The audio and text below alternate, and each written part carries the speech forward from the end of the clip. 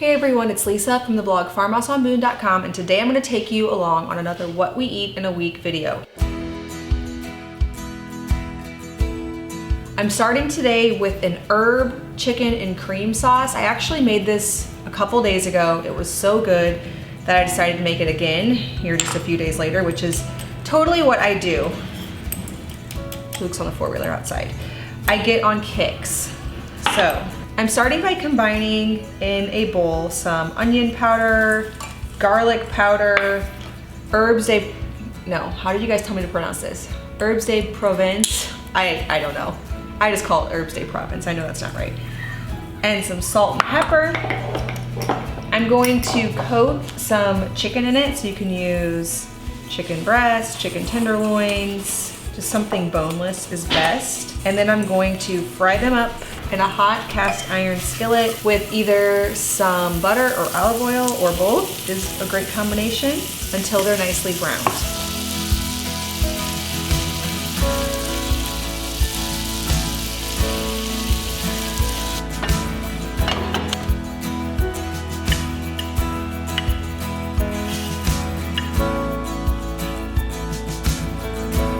Once that is all browned, I'm gonna remove the chicken, add some garlic and fresh herbs from the garden. I also just started pulling fresh tomatoes out of the garden, which is so exciting. So I'm gonna toss some of those in at the end as well. I'm going to add in some rosemary, sage, and thyme, just because I have them in abundance right now in the garden. So any fresh herbs would be delicious in this. I would say basil would be a good choice, parsley, thyme, rosemary, obviously.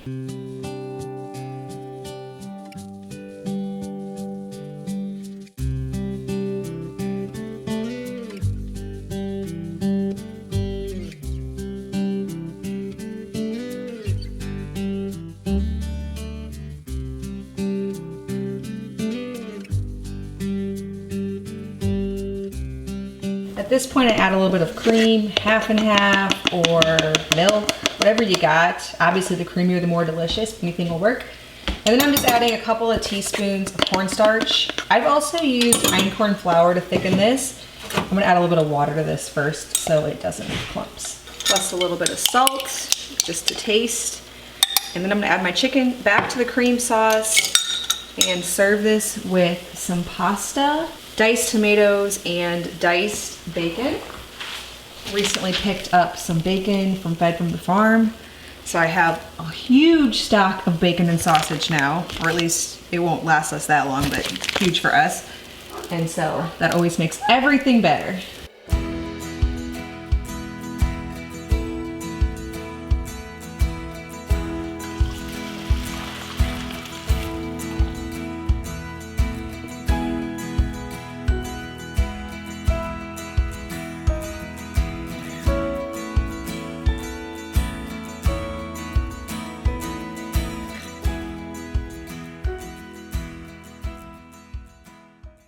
We have a lot going on this evening. So this afternoon, before the evening really starts, I'm going to get a really simple dinner going, probably one of my favorite dinners, and you have seen me make it way too many times, and that is just a roasted chicken. I'm gonna add some herbs and some potatoes, get it in the oven, and then we can just go about our whole afternoon, evening, and then by dinner time, this will be ready to go. I'll probably serve it with some sauerkraut.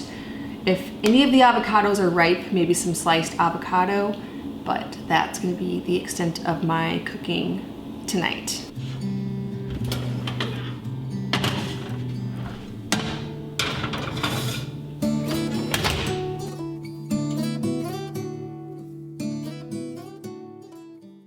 All right, tonight we are actually having guests over. I'm inviting over my sister and her whole family and another friend of mine, the Crakes from the Craigie family. Now, if you watch the surprise dairy cow calf video that's probably up before this one, you will know that they came over to help us build a milk stand last minute because we were very unprepared. And so we will have a whole bunch of kids here. So I am making up a triple batch of my gnocchi recipe.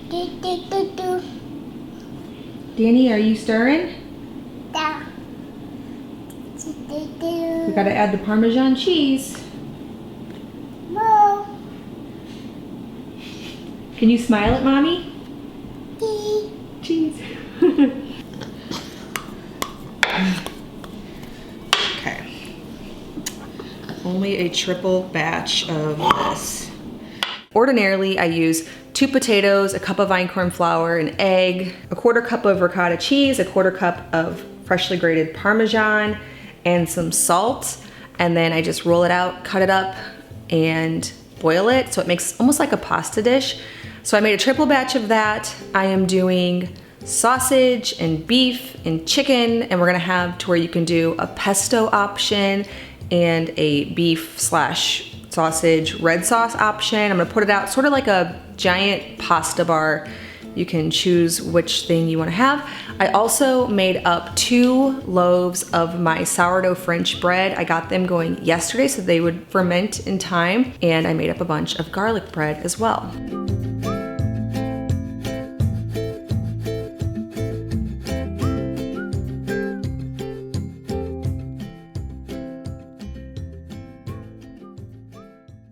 All right, for today's meal, I'm going to make up a batch of my sausage and sauerkraut soup. You can find this recipe over on the blog if you want the printable version to save, or just anytime you wanna make it. You can head over to farmhouseonboone.com and just search sausage sauerkraut soup. Normally, I use more of like a bratwurst type of sausage, but I have a whole bunch of this fed from the farm breakfast sausage, so I'm gonna use that. I'm just gonna brown it and add it. I'm also using 2 onions, 2 garlic cloves, 4 potatoes. Now the recipe does call for 1 large grated carrot, and apparently I'm out of carrots because my kids grab carrots from the refrigerator constantly, so that needs to go on the grocery list, so we'll just do without it for this meal. 5 cups of broth. I do have some homemade here that I made from the bones of the chicken that I made a few days ago. Some tomato paste, 1/3 cup of pearl barley, and a pinch of salt.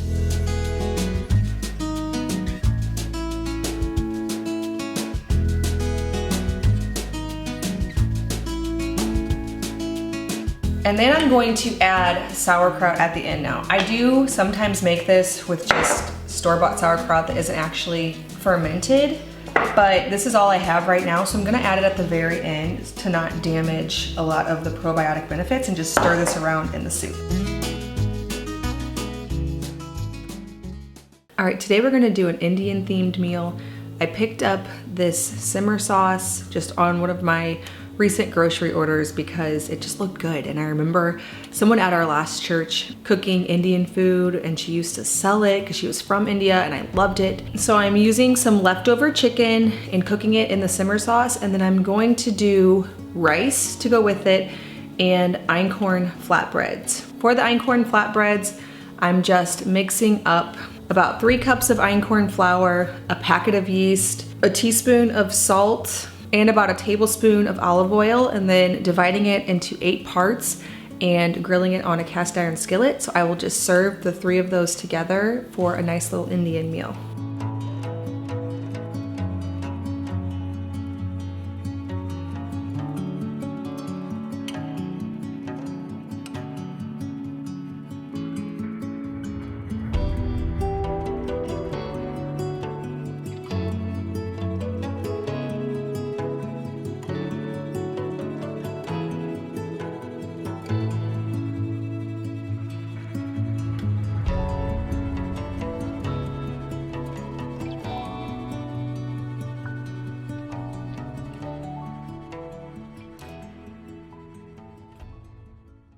I'm going to do nachos. I pulled some cilantro from the garden. At this time, I'm shooting this on very early July. I'm still only getting tomatoes very infrequently, and my jalapenos are all about this big. So we're doing a mix of fresh and canned. I was going to put some sweet potatoes on this because I have some sweet potatoes in the fridge, but I also have some canned pumpkin that's been hanging out in the fridge or in the pantry since, I guess, fall. So I'm gonna actually just throw that on there to make this even faster. I'm gonna make up some guacamole, peppers, black beans, onions, cilantro, and cheese, of course, and then it'll just be a super easy and fast meal.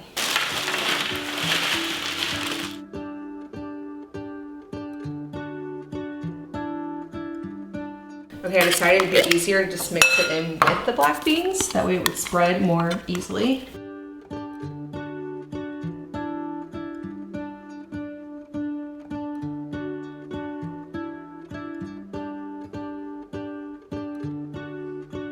Okay, this actually looks disgusting, but I'm telling you, when you cover it with cheese, the kids won't care, they won't notice, they'll just have extra nutrition.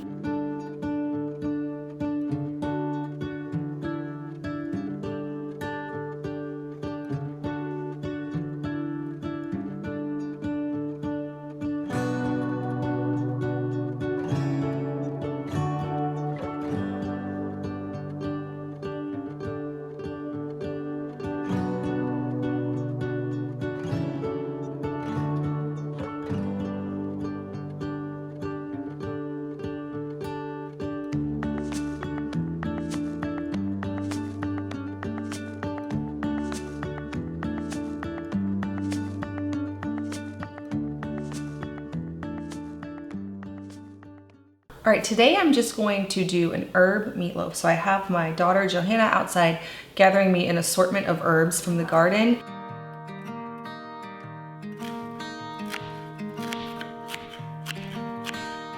Going to mix up 2 pounds of ground beef, an onion, some diced bell peppers, some minced garlic, some salt and pepper, 2 eggs. Then I usually, to bind it together, either use coconut flour, arrowroot powder, einkorn flour. I've even used oatmeal. Today I'm gonna use einkorn flour, a little bit of ketchup, flatten that out in a 9x13 dish, and bake it at about 375 degrees until it's almost done. Then I'm going to add a little bit of ketchup mixed with coconut sugar on the top, allow that to bake for another 10 or so minutes. And then I'm just going to serve it with some diced sweet potatoes and sauteed zucchini.